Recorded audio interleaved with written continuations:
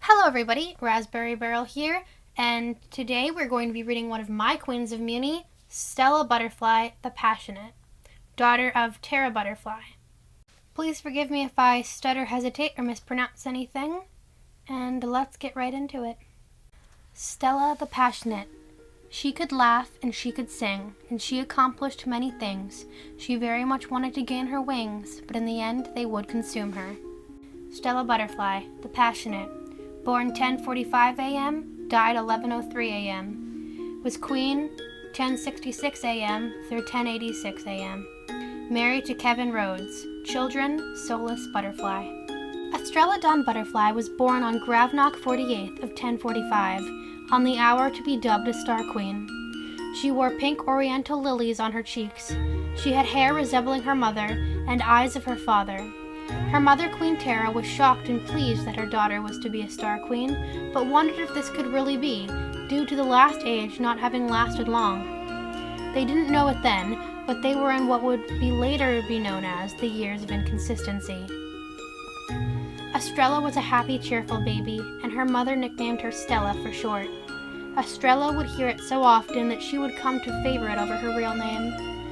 During her younger years, she and her mother were incredibly close, and she would also become close to her mother's friend Destiny and her family due to all the get-togethers her mother threw. Although her mother pushed her to befriend most of her friends' daughters and the other royal children, Stella never really felt she grew close to or bonded with them. Though in the Silver Bell Ball of 1053, Stella would befriend Princess Anita of the Kelpbottom family, and the two would become incredibly close. Stella had been very nervous to go to the ball. It was to be her first ball, and she was representing the butterfly family. Tara pulled her daughter close and told her not to worry, just to have fun and to dance. Stella took her seat and watched as the other guests arrived. As the guests entered, Stella began to feel more worried. All the guests seemed so unusual, and she worried about having to get close to and dancing with them. She felt a little more relieved when she saw that Frederick Spiderbite and her friend Mars had also attended. The bell was rung, and the ball began. Frederick walked up to Stella and offered her the first dance, and she accepted. The night went on, and Stella managed to lose her worries, enjoying dancing with her friends and other royals. It was then, after the dance had concluded, that Stella met Anita Kelpbottom at the dessert table. Both girls reached for a cupcake and touched hands. Stella apologized, and Anita said that no, she was sorry, and gave the cupcake to her. The girls then decided to sit down together and talk. Stella was happy to have befriended another princess, especially one as important as a Kelpbottom. The girls talked for the rest of the night, and both were amazed at the things the other said. And at the end of the night, the girls decided that they would get together the next week and continue their conversation. The week passed fast, and Stella was eager to get back to talking with Anita. And they had arranged to spend the day together at one of the kingdom's swimming lakes. Once there, Anita decided to show Stella her magic bracelet that could magically transform her tail into a pair of legs. She could switch back and forth, and even maintain one while not wearing the bracelet. The girls swam together, and eventually Stella asked to try Anita's bracelet. Anita was hesitant, but agreed, and handed Stella her bracelet. Stella put it on and began to swim, smiling, happy that she was doing well. Despite succeeding at first, though, Stella began to swim further, deeper into the lake, and couldn't control her tail as well as she had hoped. Anita tried to swim in and help her, but she hadn't learned to swim without her tail, quite, and so stopped herself before she went too far. Stella began to drown. She had thought that the bracelet would give her the powers to live and breathe underwater, but it only gave her the tail. Stella tried to switch the bracelet to feet or take it off, but it had taken her too long, and she had lost all her breath, and so continued to drown. Anita quickly got out of the water and ran towards the castle, calling for help. The first person to hear her was a young boy, Kevin, who worked in the garden and was managing the flowers. The moment he realized what she was saying, he ran for the lake and jumped in to try to save her. It took him time, and wasn't any easier due to him not wearing swimwear, but he managed to find Stella and pull her out of the water. Not long after exiting the water, Anita and more people from the castle rushed over to help them. They immediately performed CPR on the princess and managed to save her. They then switched the bracelet and rushed her to the castle clinic to get further examined. Although she was weak and out of breath, Stella was fine and was left to rest in her room, being checked on every few hours. 2 days after the incident, Stella was back to herself and out of her room. Although she was mostly the same, Stella started to develop an anxiety and decided to make a will in case something like that were to happen again. Stella also made the decision to update the will every year on her birthday or whenever something important happened. And she managed to stick to it. Anita was punished for allowing Stella to use her bracelet, almost killing her, but Stella didn't blame her and would arrange another get-together with her not long after, but said she would not be in the water again for a very long time. Across the years, Stella did and accomplished many things. She played instruments, studied and graduated fast, danced, performed in plays, wrote stories, etc. But what she loved most of all was just to sit in the rose garden playing with the flowers and reading books. Her mother, Tara, had developed an interest in magic from a young age and had hoped that her daughter would as well, but Stella felt she had no need for magic and so didn't develop as her mother had wished. Stella would receive the family magic wand and spellbook on her 14th birthday in 1059. Stella was excited and also scared. She couldn't wait for all the wonders that were to come in the next few years as she began the royal princess tradition, but also feared that now she'd finally have to take up magic like her mother had wished. The celebration went well, and when Stella took the wand into her hands, it metamorphosized into a wand much like her mother's, but the princess was mostly pleased by its flower-like appearance. Once the celebration concluded, Stella decided to go to her room and begin reading the Book of Spells, wanting to know all she could about her ancestors and their experiences, and find some spells that she had an interest in learning. That night, Stella stared at the night sky, wondering what her life would hold. She had already done so much, but she wanted more. She wanted to be known for something. She closed her eyes and tried to imagine what was to come.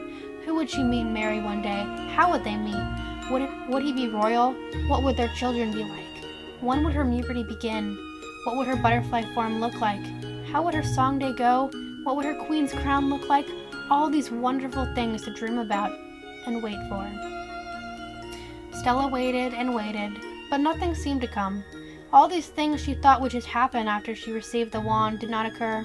Stella read the book and asked me and her mother, "How did your mewberties go? How long did you wait?" Her mother told her to just be patient, and I explained to her what I said in the book. Not all princesses go through mewberty. It might not even be good. Stella didn't want to be like her great-something Aunt Terhenia or grandmothers and never go through mewberty. She was determined to stay positive and hopeful. There were some that noticed Stella's disappointment of not yet going through mewberty and decided to use it to tease and discourage her. These girls and boys nicknamed her Mewberty in hopes of breaking her down and seeing her cry. She kept a smile on her face and told them, "That's not a very nice way to treat your princess and future queen. If you continue, I will have you punished." But these peasants and others did not listen, thinking she would never do anything, and they were all wrong and terrified when the princess brought her parents and the royal guard to talk and punish them. Although the princess was good at keeping her smile in public, once alone she began to frown and cry.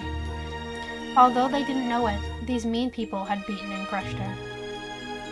Stella's grandmother's star, the underestimated, would pass away on Org 11th, a few months after Stella received the wand. The kingdom would have a huge celebration, celebrating the princess and queen that changed their world and way of life. The whole kingdom gathered to have her buried in the crypts of Butterfly Castle beside her mother.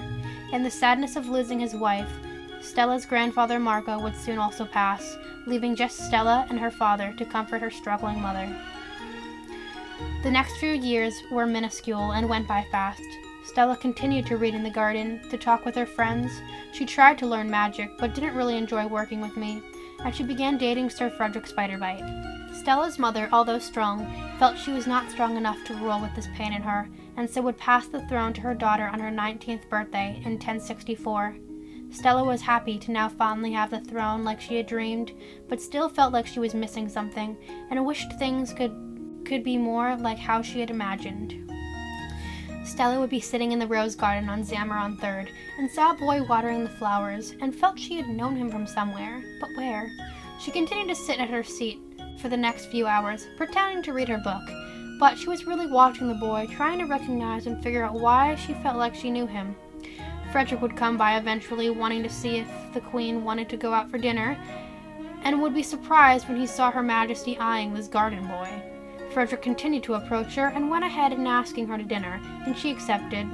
At dinner, though, Frederick ordered her to tell him what she was doing and why she was staring at the boy. Stella explained to him what she was doing, and He didn't believe her, and felt that she was lying to him. He left the table and ordered some of his men to find out what was really going on. Stella sat alone at the table, sad, assuming Frederick's actions meant that he was through with her. She went home and tried to distract herself with a book, but it was no use. Stella decided that if Frederick was going to be mad at her for having an interest in making a friend, that she was just going to go ahead and talk to the boy and show Frederick that it was her life and he shouldn't be mad at her. Stella sucked up all her fears the next day and told herself to have courage. She went up to the garden boy and introduced herself and thanked him for all he did for their kingdom. Stella then went on to explain to him how she thought she knew him from somewhere, but couldn't name it, and it was bugging her all night. The boy then told her that his name was Kevin Rhodes, and he had saved her from drowning when she was 8.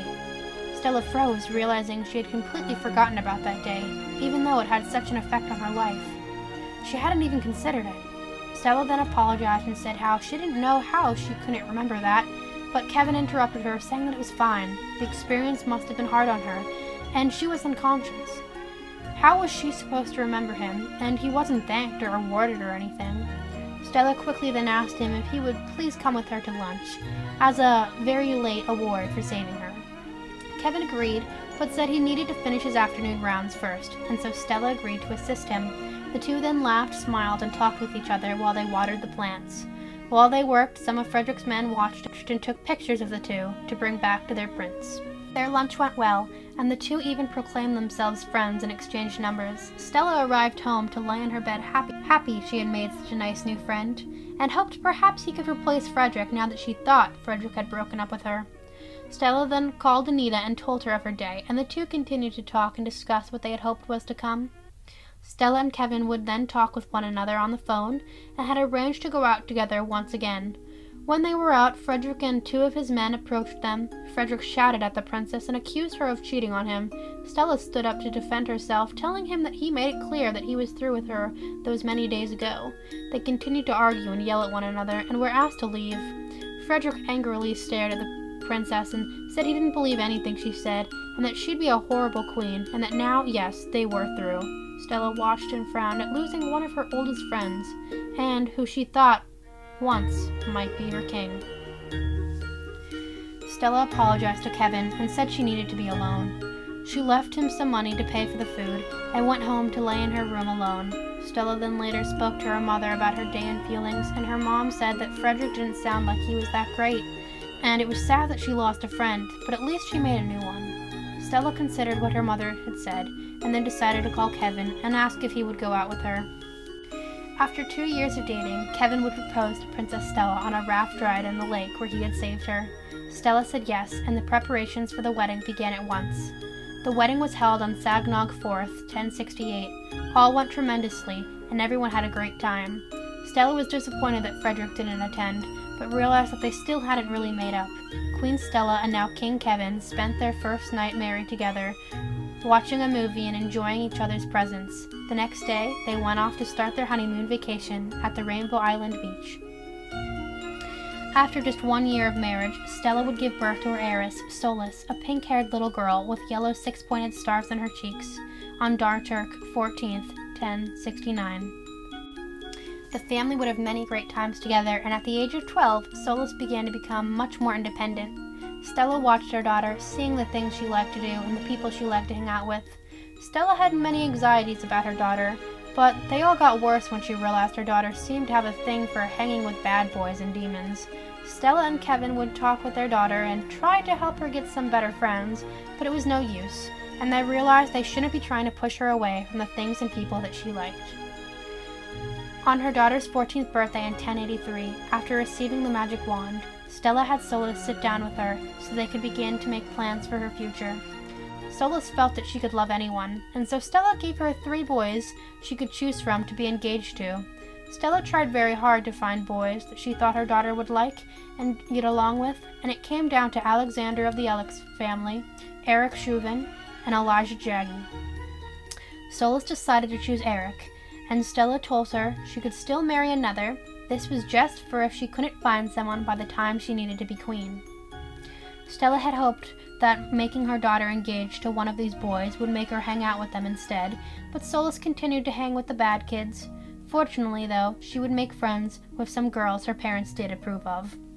On Grievance 31st, 1086, Stella awoke in the morning not feeling well and began to fear for the worst. She took some medicine and sat down to call the ones she loved. Solace was at a sleepover with some of her friends, and Kevin was away on a business trip with his. Stella called her husband to check on him and was going to tell him her fear, but decided not to worry him. The business trip was important. Kevin said that things were going fine and he'd be home in a few days, and Stella said goodbye and that she'd be waiting for him.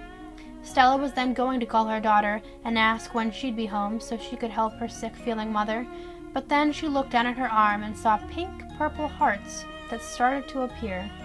Suddenly, she felt like her sick feeling went away, and now all she felt was dizziness and stress as more and more purple hearts appeared.